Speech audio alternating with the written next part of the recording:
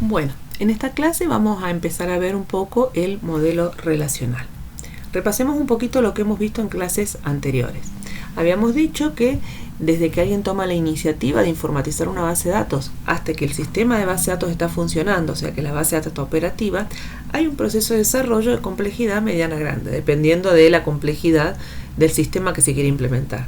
Básicamente habíamos hablado de dos etapas, una etapa de diseño y una etapa de implementación de procesos y carga de datos.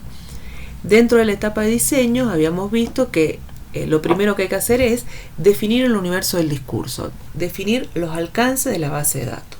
Una vez que eso está claro, comenzábamos con los modelos, modelo conceptual, modelo lógico y modelo físico. También habíamos visto que el modelo conceptual, la etapa de modelado conceptual, es independiente del sistema de gestión de base de datos que vayamos a usar y de cualquier otro elemento computacional. Acá estamos tratando de conceptualizar lo que el usuario nos dice, para evitar ambigüedades, ¿no? Pasarlo a un lenguaje formal para evitar ambigüedades. Entonces, acá no nos interesa ni el sistema de gestión ni la computadora donde el sistema de base de datos va a correr. El resultado de esta etapa es el modelo entidad en relación, que es lo que han venido aprendiendo hasta ahora.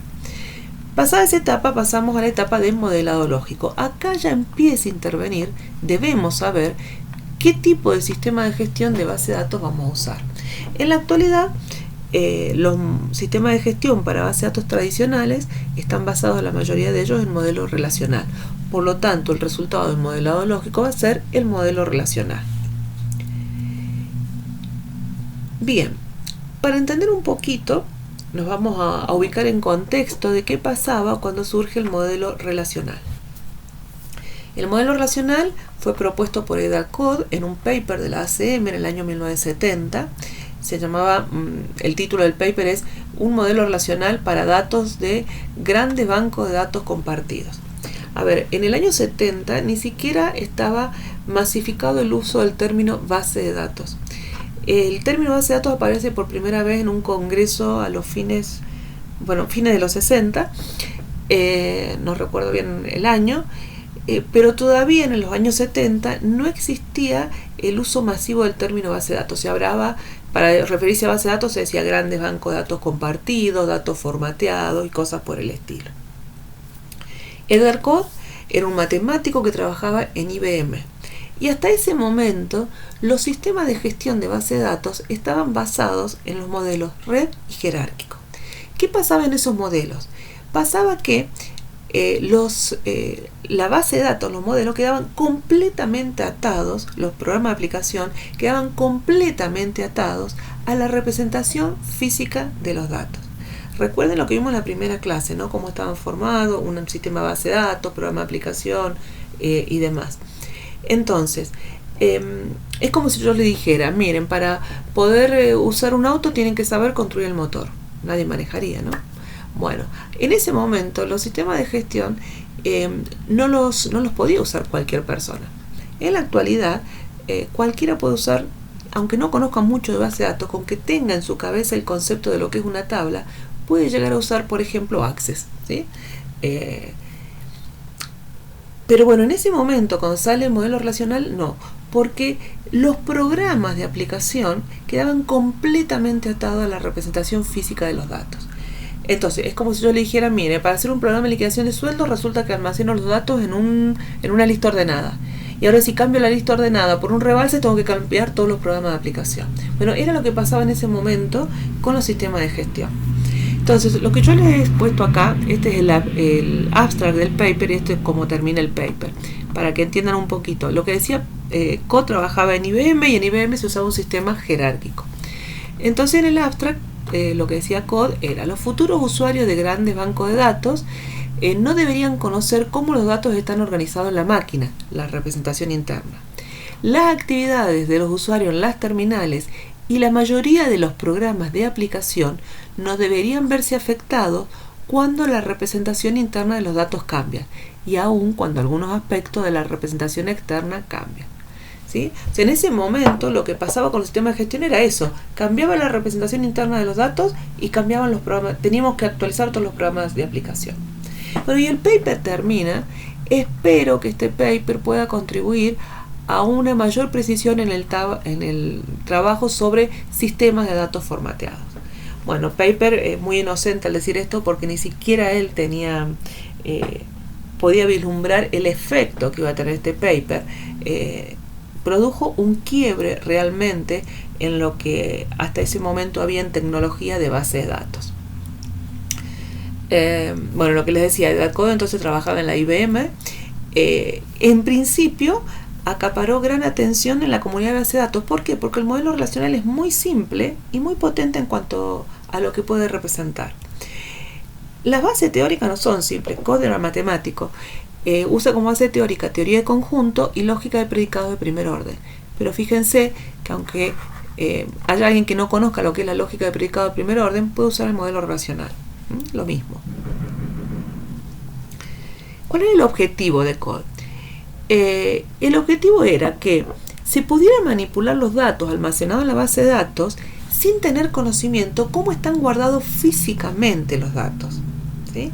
Que yo pudiera hacer los programas de aplicación sin saber si los datos estaban almacenados en un hash, en un árbol o en una lista. Bueno, nadie es profeta en su tierra, ¿no? Codd trabajaba en IBM y en principio, si bien la comunidad de base de datos abrió los ojos y dijo acá hay algo importante, IBM no le prestó mucha atención. Siguió trabajando con el sistema de gestión IMS, que era un sistema jerárquico. Bueno, y aparece un grupo de una universidad liderado por esta persona que nunca leo el nombre, nunca lo puedo leer. En la universidad obtiene financiamiento y desarrollan un primer sistema relacional que se llamó Ingres. La primera versión de este sistema apareció en el año 74. Y cuando aparece esta primera versión de lo que es un sistema de gestión relacional, ahí IBM se da cuenta del potencial que tenía este modelo. Entonces, bueno, ahí reacciona y pone en marcha otro sistema relacional que se llamó System R. Ese sistema tenía características de multiusuario y da un lenguaje de consulta que se llama SQL, que el día de hoy se conoce como SQL. Ojo, IBM no es que inventa, entre comillas, el SQL. Codd en su paper proponía el modelo relacional y lenguaje de consulta. Cuando veamos SQL lo vamos a ver. Son lenguajes de consulta, álgebra y cálculo. IBM toma esos dos lenguajes teóricos y produce la versión comercial. Bueno, pero a IBM se le había escapado la tortuga porque para ese entonces Larry Ellison había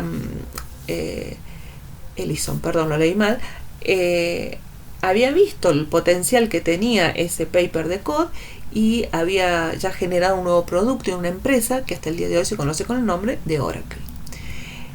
Bueno, lo que les decía, el modelo relacional es considerado una de las grandes innovaciones tecnológicas del siglo XX. Tanto es así que en el año 81 la ACM le otorga el premio Turing a Codd. El premio Turing es el equivalente al Nobel de informática sería, ¿sí? Bueno, da un discurso en la entrega de ese premio que realmente no tiene desperdicio. Se los recomiendo en algún momento, búsquenlo y léanlo, no tiene desperdicio en lo que dice ahí. Bueno, la industria actual de bases de datos relacionales debe su existencia a Codd, ¿sí? A partir de esto, los sistemas de gestión jerárquico y red empezaron a desaparecer y empezaron a aparecer un montón de sistemas relacionales. En la actualidad, bueno, los más conocidos son MySQL, Oracle, SQL Server, Postgre, que también nació en una universidad y es código abierto, SQLite y podríamos seguir. Bien, cuando veíamos modelo de entidad-relación, ¿se acuerdan que el modelo de entidad-relación tenía tres componentes: entidades, relaciones y atributos? En el modelo relacional solamente tenemos relaciones y el álgebra como lenguaje de consulta. Es en el primer paper.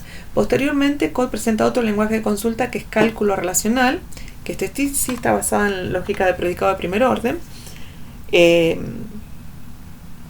En cuanto a poder expresivo, el álgebra y el cálculo son equivalentes. Es decir, cualquier consulta que pueda ser expresada en álgebra puede ser expresada en cálculo y a la inversa. Ahora, no todas las consultas pueden ser expresadas en álgebra y pueden ser expresadas en cálculo. Hay consultas que no se pueden hacer. Eso tiene que ver con el poder expresivo de los lenguajes. La principal diferencia entre el cálculo y el álgebra es que el álgebra es un lenguaje procedural y el cálculo no. En el álgebra uno dice qué hacer y cómo hacerlo. En el cálculo uno dice qué quiere obtener como resultado, pero no dice cómo hacerlo. Ya lo vamos a ver más adelante un poquito. Bueno, ¿cuáles son los conceptos básicos para que entendamos el modelo relacional? Dominio, atributos y relaciones.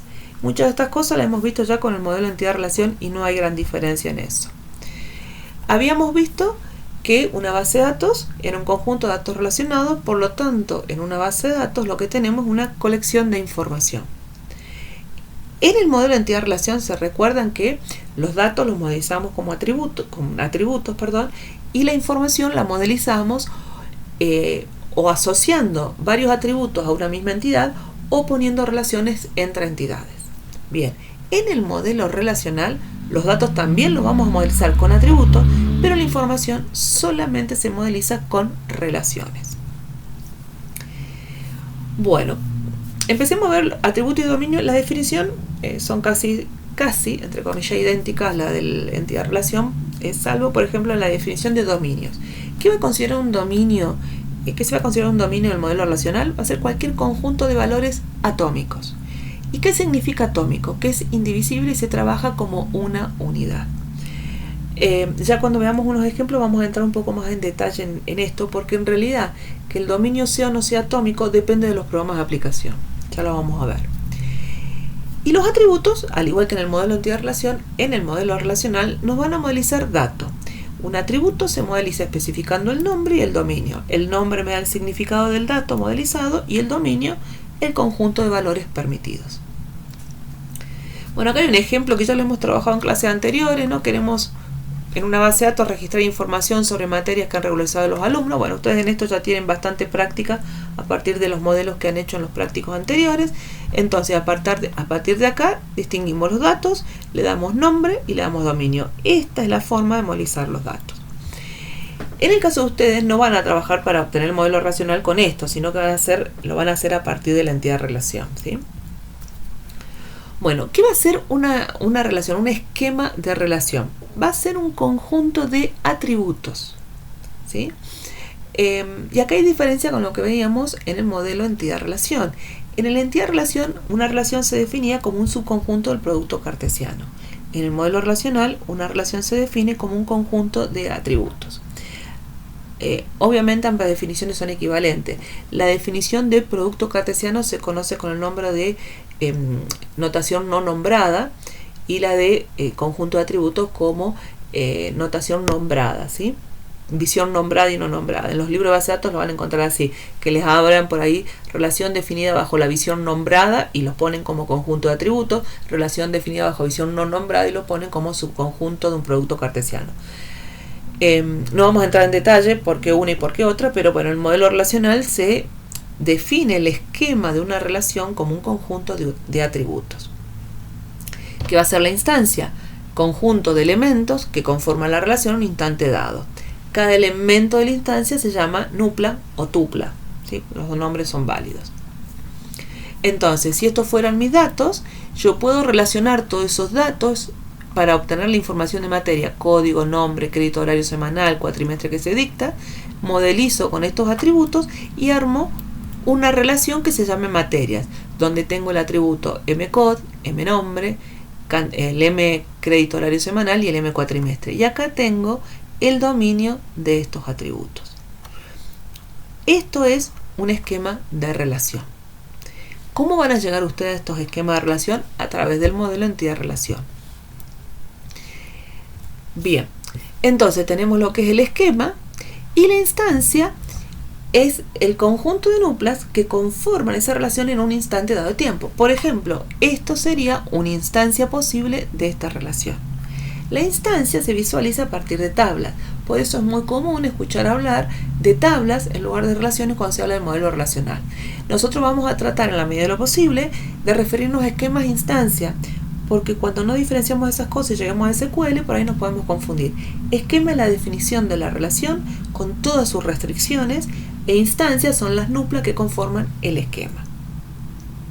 Entonces por ahí, bueno, si se me escapa el tabla, yo trato de usar solamente tabla cuando hablo de la instancia, ¿sí? Que sería lo correcto. Entonces, para el esquema tenemos el nombre de la relación, atributos que las conforman y dominios de los atributos. Cada fila de la instancia es una nupla y cada columna de la instancia es un atributo del esquema. Bueno, en una instancia es un conjunto de tuplas, más allá que nosotros lo visualicemos como una tabla, es un conjunto de tuplas. Entonces en la instancia no hay orden. Es lo mismo que yo de esta instancia a que de esta otra, porque en realidad lo que estoy representando acá gráficamente es el conjunto de nuplas que conforman la relación en un instante de tiempo. Es más, la instancia no varía si yo le cambio el orden de las columnas, sigue siendo exactamente igual. O sea, en una instancia no existe ni primera fila, ni última fila, ni segunda fila. Ustedes no pueden hacer una consulta, una base de datos que le diga, devuélvame la segunda fila de tal relación. Eso no se puede hacer. Entonces, ¿cómo indico que necesito, de quién quiero la información? Bueno, para eso existe el concepto de clave. La definición de clave es idéntica a la que han visto para el modelo de entidad-relación. Una clave va a ser o un atributo o un conjunto de atributos cuyos valores identifican unívocamente a la nupla. ¿Y qué significa que identifiquen unívocamente a la nupla? Significa que la combinación de valores para esos atributos no se puede repetir en las nuplas de la instancia. Bueno, hasta acá no hay nada nuevo, ¿no? Es todo lo que ustedes han visto. ¿Cómo se sacan las claves? También a partir del relato. En el caso de ustedes, como van a llegar al modelo relacional a partir de la entidad-relación, las claves ya la van a haber identificado en la entidad-relación, y si no, el proceso de pasaje de entidad-relación al relacional les va a ir diciendo cuáles son las claves. Pero básicamente, por ejemplo, acá si me dice cada materia se registra un código único, el nombre, crédito horario semanal y cuatrimestre, lo que me está diciendo que la clave acá es el código de materia, pero el nombre no, porque en ningún lado me dice que el nombre no se repite, ¿sí? Bien, para encontrar las claves, entonces, si no tuviéramos la entidad-relación, hay que analizar el esquema descriptivo. En el caso de ustedes ya lo han analizado al obtener la entidad-relación. Nunca debemos suponer nada sobre la realidad que estamos trabajando. Siempre se los repito, ¿sí?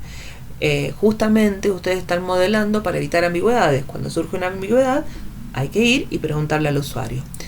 Una relación puede tener una o más claves, y esas claves pueden ser o simples o compuestas. En el modelo relacional, las claves las indicaremos subrayándolas, y en el modelo relacional no se diferencia entre clave principal y claves alternativas. Todas las claves tienen el mismo peso, por eso no se hace diferencia. ¿Por qué todas tienen el mismo peso? Porque en el modelo relacional hay un tema que vamos a ver más adelante, que es el de formas normales. Y para las formas normales, todas las claves tienen exactamente el mismo grado de importancia, porque todas las claves me pueden estar marcando que un esquema no esté en una determinada forma normal. Entonces, en nuestro caso, el ejemplo de recién, que la clave era mcode, subrayamos mcode, ¿sí? Supónganse que ahora tengo dos claves, que me dicen los nombres de materias no se pueden repetir. Subrayo mcode y subrayo el nombre de manera separada. No junten las líneas, porque cuando hacen un solo subrayado seguido, significa que la clave es compuesta, ¿sí? Compuesta por los dos atributos. Así que tengan cuidado cuando subrayen las claves en el modelo relacional. Entonces, por ejemplo, fíjense, acá tengo como clave mcode y como clave mnombre. Fijémonos en la instancia. Bueno, esta tupla no hay problema, esta tampoco, porque con la que veo, si veo en la fila anterior, no hay problema. Pero fíjense en esta última. En esta última tupla, el código no me trae problema con la clave mcode, pero el nombre sí, porque ya hay una nupla que se llama base de datos. Entonces, esta nupla no podría existir en la instancia de la base de datos. ¿Eso qué significa? Que siempre tenemos que tener cuidado que las instancias sean instancias válidas. ¿Qué significa que sea una instancia válida? Significa que cumple con todas las restricciones que hay en el esquema de la relación. Siempre hay que asegurarse en la base de datos que las instancias cumplan con las restricciones dadas en el esquema.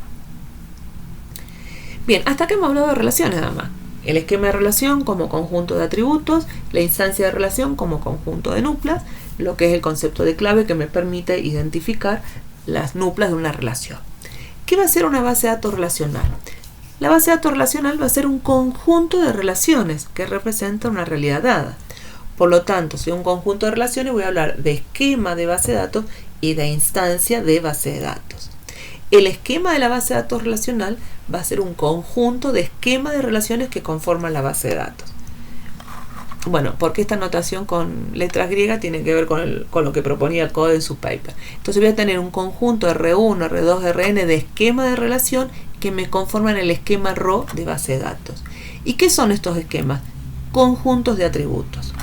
¿Qué va a ser la instancia? Va a ser un conjunto de instancias de relaciones. Voy a tener una instancia para R1, una instancia para R2 y una instancia para Rn. Bueno, acá seguimos con este mismo ejemplo.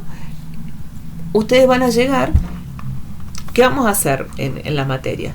A partir del esquema descriptivo van a obtener el modelo entidad-relación, y a partir de la entidad-relación, más adelante vamos a ver un procedimiento que nos permite transformar la entidad-relación en el relacional.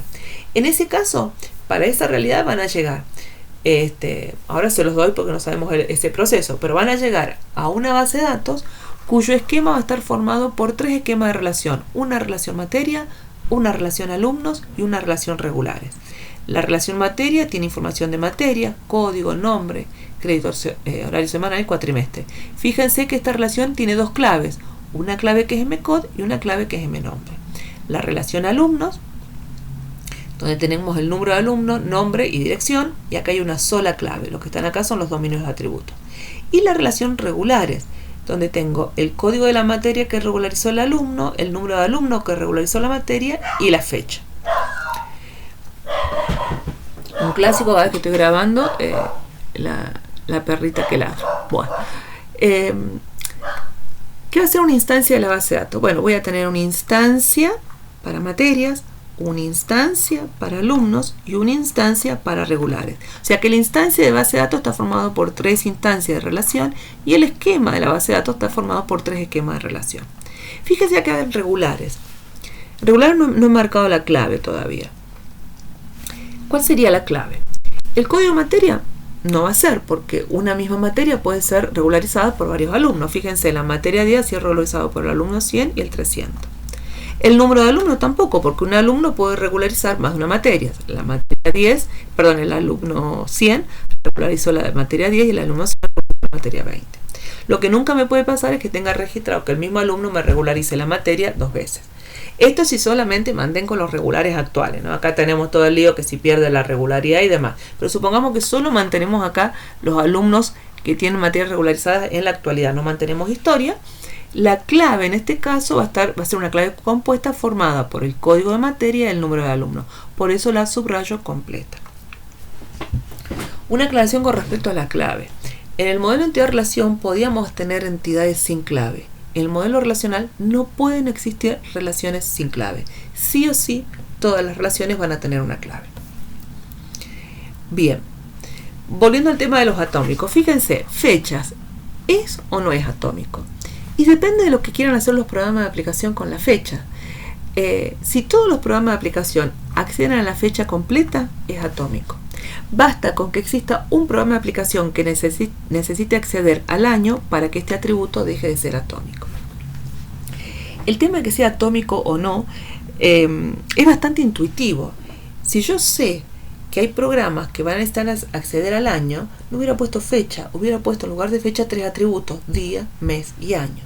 Sí, de hecho, algunos libros, bueno, algo que se llama primera forma, que ni siquiera que tienen que ver con esto de atributos atómicos, ni siquiera la nombran, porque es totalmente contraintuitivo que alguien modele de forma que no esté en primera forma, o sea, con atributos que no sean atómicos.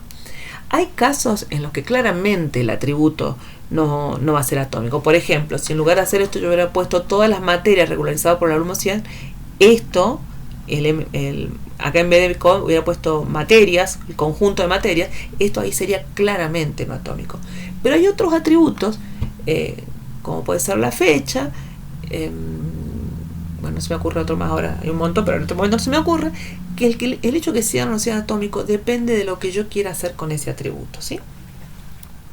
Así que bueno, lo que pasa es que ustedes están modelando, nosotros le damos los relatos solamente enfocándonos en los datos. En una aplicación práctica real, ustedes van a tener los datos y las consultas. Entonces ahí van a saber cómo modelar para que sea atómico. Bueno, entonces el tema de claves tiene que ver, vuelvo un poquito para atrás, con restricciones respecto de núcleo en la misma instancia. Por ejemplo, que en alumnos número de alumnos sea clave, lo que me está diciendo es, ojo, no puede haber dos nuplas en esta relación, en esta instancia de relación, con el mismo valor para número de alumnos. Hay otro tipo de restricciones que depende, que una nupla exista o no exista en una relación, depende de la existencia o no de otras nuplas, pero en otras relaciones, no en la misma.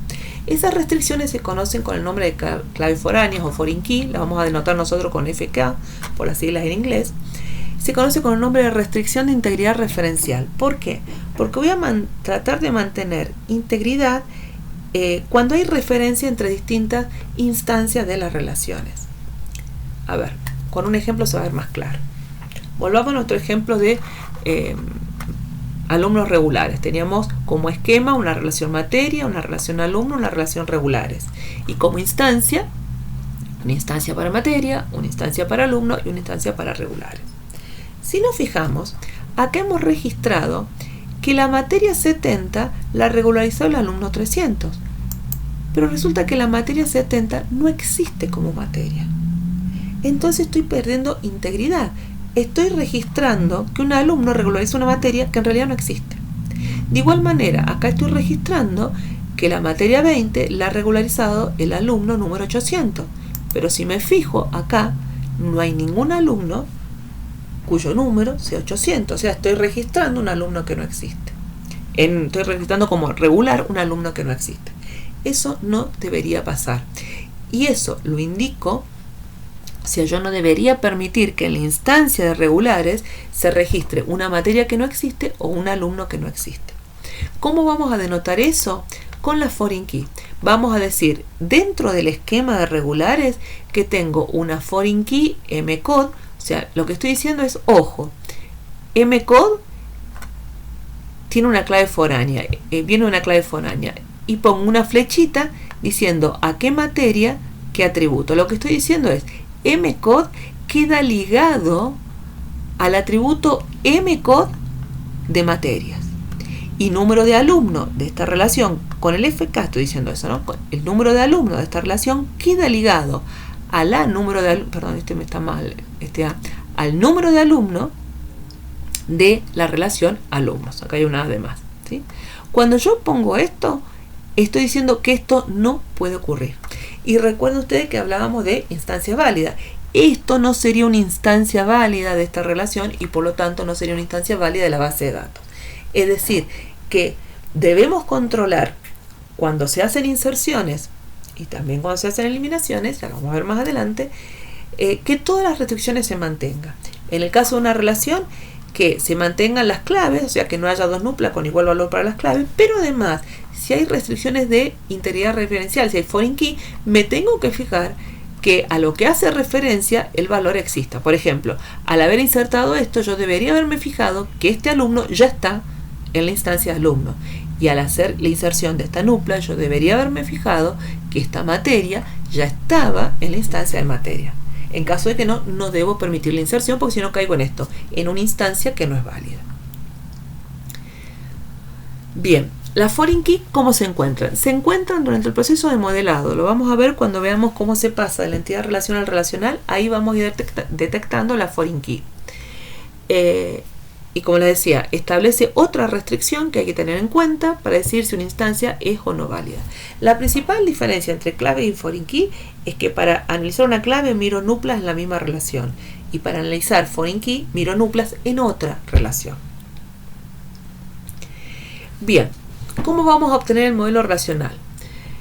Bueno, Code en su paper lo que proponía es, mire, no arme las relaciones usted a ojo porque en ese armado a ojo puede cometer errores. Lo que tiene que hacer es armar un esquema universal. Básicamente lo que decía Code es tomar el esquema descriptivo, descubrir solamente los datos, poner todos los datos juntos, descubrir algo llamado dependencias funcionales, que vamos a ver de qué se tratan más adelante. Y Code proponía dos algoritmos, descomposición y síntesis, que producían este esquema relacional. La ventaja de estos algoritmos es que producen esquemas de base de datos relacional con propiedades que son deseables. Por ahora se las nombro y más adelante vamos a ver qué significan esas propiedades. Las propiedades que debería cumplir todo modelo racional es estar en una forma normal. BCNF sería el ideal, pero con tercera forma uno puede trabajar. Una forma normal. Luce-Lejeune y preservación de dependencia. Los algoritmos que proponía Code me aseguran, no está en pasado, me aseguran que produce un esquema relacional con esas propiedades. Pero ¿qué pasaba? Hacer esto, por ahí es medio engorroso, no es difícil, pero es engorroso. Entonces, por eso, después de que aparece el modelo racional, el año 70 aparece el racional, año 76, 78, no me acuerdo ya, aparece la entidad relación. Entonces, aparece la entidad relación y un algoritmo que me permite pasar de la entidad relación al relacional. ¿Cuál es el tema acá? Que no hay nada que me permita asegurar que este algoritmo me produce un esquema de base de datos con estas propiedades. Lo que sí se sabe en la práctica es que si el modelo de entidad-relación está bien hecho, voy a llegar a un modelo racional que es Luce-Lejeune, que preserva dependencia y que está al menos en tercera forma normal. ¿Y cómo sé si el modelo de entidad-relación está bien hecho? Y bueno, ahí está el problema. No hay una manera de evaluar si la entidad-relación realmente está bien hecho. Hay errores que son claros y que son lo que nosotros les sabemos corregir en los parciales y en los prácticos, ¿no? Pero generalmente cuando ustedes cometan un error acá, lo van a detectar acá. ¿Cómo lo van a detectar? Validando el modelo. Si bien no vamos a ver todo teoría de normalización porque necesitaría otra materia aparte, lleva mucho tiempo ver eso. Esto que está acá de este lado se llama teoría de normalización. Lo que vamos a ver son herramientas de la teoría de normalización que me permitan chequear el modelo relacional obtenido a través de este camino. Entonces, si acá me salta que no está en tercera forma, no es Luce-Lejeune, no preserva, seguro que cometí un error en la entidad relación. ¿Qué es Luce-Lejeune? Lo asegura el algoritmo. Lo que puede haber problemas es con formas normal y preservación, ¿sí? Entonces, en esta materia vamos a seguir este camino marcado en rojo. Vamos a obtener la entidad relación, vamos a pasar de la entidad relación al relacional y vamos a validar el relacional con algunas herramientas de la teoría de normalización. Lamentablemente no vamos a poder ver todo, pero al menos se las nombro porque si las escuchan alguna vez Luce-Lejeune en preservación de dependencia, sepan de qué estamos hablando. Bien, entonces vamos a seguir viendo después de SQL, pero en la materia vamos a empezar a ver dos temas en paralelo. Por un lado, vamos a empezar a ver cómo obtener el modelo relacional, haciendo esto, entidad relación relacional, cómo sacar la entidad relación, ya lo saben, vamos a ver cómo realizar el pasaje relacional, y en paralelo vamos a aprender a implementar el modelo relacional usando un sistema de gestión de base de datos. Vamos a aprender SQL y lo vamos a ver en el entorno de MySQL, o SQLite, dependiendo de qué materias estén cursando conmigo, ¿sí? En algunos casos es MySQL y en otros casos, si son de la ingeniería, van a ver MySQL, si son de la tecnicatura, van a ver el SQLite. Bueno, hasta acá llegamos. Cualquier duda, obviamente, me pueden mandar un mail o si no, bueno, la próxima clase que tengamos presencial, ahí me pueden preguntar. Muchas gracias.